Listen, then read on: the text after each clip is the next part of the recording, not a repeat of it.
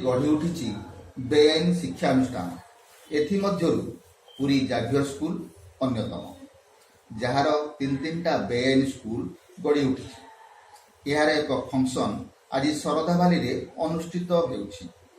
एथिरे पुरीर किछि प्रशासनिक अधिकारी मानकु गेस्ट करिछि। जेतिकी जगह दरकार ताठारु अधिक मात्रा रे जनसमागम हेबारु बस स्टैंड भितरकु जिबाकु लोक मानकु जगह मिलुना।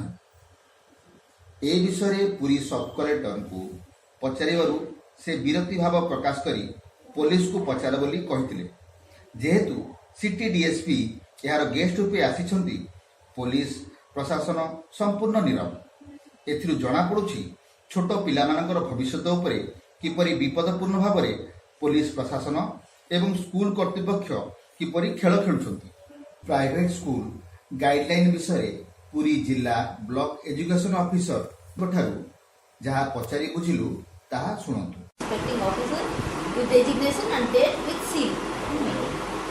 तापर xerox copy of certificates of all employees with appointment letter and joining. Xerox copy of certificate of society registration. Xerox copy of admission register during the year 17-18. Xerox copy of students attendance register for current month. Proforma for teaching and non-teaching staff mentioning serial number, name and address, educational qualification, means in both general and technical, that is CT or BEd, date of birth, category, date of joining in the school, amount of salary received, full signature of staff, remarks if any other views of the inspecting officer. Xerox copy of school land records. ଆମର ଗୋଟେ ରହିଛି school land record ରହିବ ସେଟା ତାଙ୍କର ରେଣ୍ଟେଡ୍ land କି ନିଜ ଇଏ ସେଟା ଦେବେ। and demarcation certificate issued by the competent authority। ଆମର ପୁରୀ ସଦରରେ 45ଟା ସ୍କୁଲ ଆପ୍ଲାଏ କରିଥିଲେ କିନ୍ତୁ ଆମ ପାଖକୁ ଇନକ୍ୱାରି ପାଇଁ ଆସିଛି 17ଟି ସ୍କୁଲ। ଟାଉନରେ କେତେ ଆସିଛି? ଟାଉନରେ ଆସିଛି 12ଟି ଆଉ ସଦରର 5ଟି। ଆଚ୍ଛା ବର୍ତ୍ତମାନ ପୁରୀରେ କେତେଟା ସ୍କୁଲ ଅଛି? 57ଟି ସ୍କୁଲ ଅଛି ତା ଭିତରୁ 17ଟା ଆସିଛି। ବର୍ତ୍ତମାନ ଏଇ ଭିତରେ କେତେ ଜଣ ଏନ୍ଏସ୍ସି ପାଇପାରିବେ? ପାଇ ସାରିଲେଣି 3 ଜଣ। କେଉଁ କେଉଁ ସ୍କୁଲ ପାଇଲେଣି? ମଧୁବନ ସରସ୍ୱତୀ ଶିଶୁ ମନ୍ଦିର ଆଉ ଆମର ଟେଡି କିଡ୍ ପ୍ଲେ ସ୍କୁଲ ଏବଂ Prabhushree English medium school. Prabhushree English medium ଆମେ ଯାଇଥିଲୁ ତାର କହିଲା ବିପିଏଲ୍ କାଟାଗୋରୀ ଆମେ ରଖିବୁନୁ ଆମ କମିଟିରେ ନାହିଁ। ସେ କେମିତି ପାଇଲେ? ସେଇଟା ଆଜ୍ଞା ଆମେ କହିପାରିବୁନି। ସେଇଟା ତ ଅଲରେଡ଼ି ଆମେ ଇନକ୍ୱାରି କରିକି ବି ସେ ରିପୋର୍ଟରେ ଲେଖିକି ଦେଇଦେଲୁ ଯେ ଆମେ ସେ ତାଙ୍କର ଯାହା ସେମାନେ ରିପୋର୍ଟ ଦେଇଛନ୍ତି ଆମେ ସେଇ ରିପୋର୍ଟଟା ଦେଇଦେଲୁ ଡିଓଙ୍କୁ।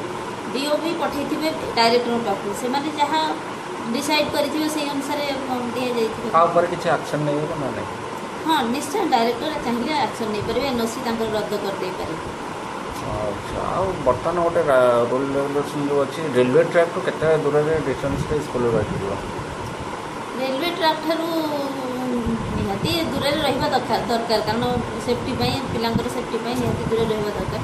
ତେବେ କ'ଣ ଷ୍ଟାଣ୍ଡାର୍ଡ଼ ଅଛି ଆମର 1 କିଲୋମିଟର ମିନିମମ୍ ଡିଷ୍ଟାନ୍ସ ରହିବା ଦରକାର। କିଛି ସ୍କୁଲ ରେଲୱେ ଲାଇନ୍ ସାଇଡ଼୍ରେ ଅଛି ଯାହାର କି କାନ୍ଥ ଫାଟିଛି, ସେ ପ୍ରଭୁଶ୍ରୀ ହେଉ ଜାଭିୟର ହେଉ କିଛିଟା ସ୍କୁଲ ଅଛି ଆମେ ଦେଖିବାକୁ କାନ୍ଥ ଫାଟିଛି।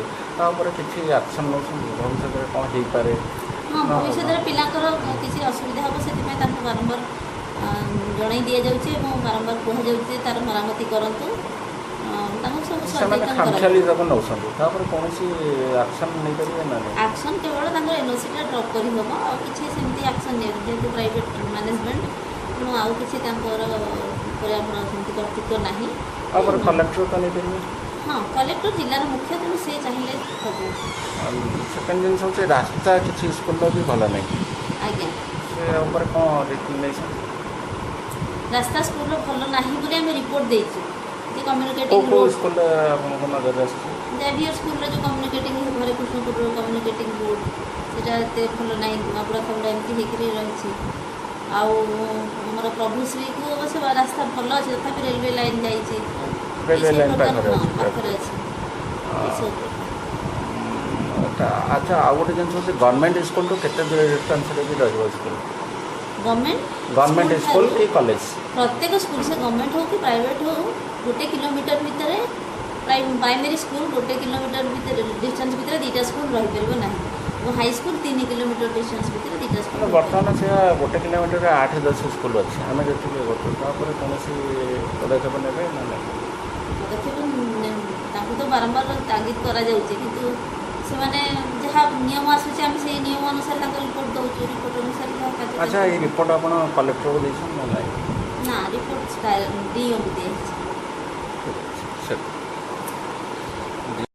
किपरि भाबरे स्कूल चली ए सबु जानी शुणी पुरी प्रशासन निघोट निदरे शोइछि। किछि दिन तले ब्रह्मगिरी जाभियर स्कूल रो डाला ऑटो एक्सीडेंट होई जणे कर्मचारी जीवन हानि होइतिला जहाँकि स्कूल रो गाइडलाइन अछि 3 चकिया 4 चकिया गाड़ी रे स्कूल पिला माने स्कूल जाई परिबे नाही।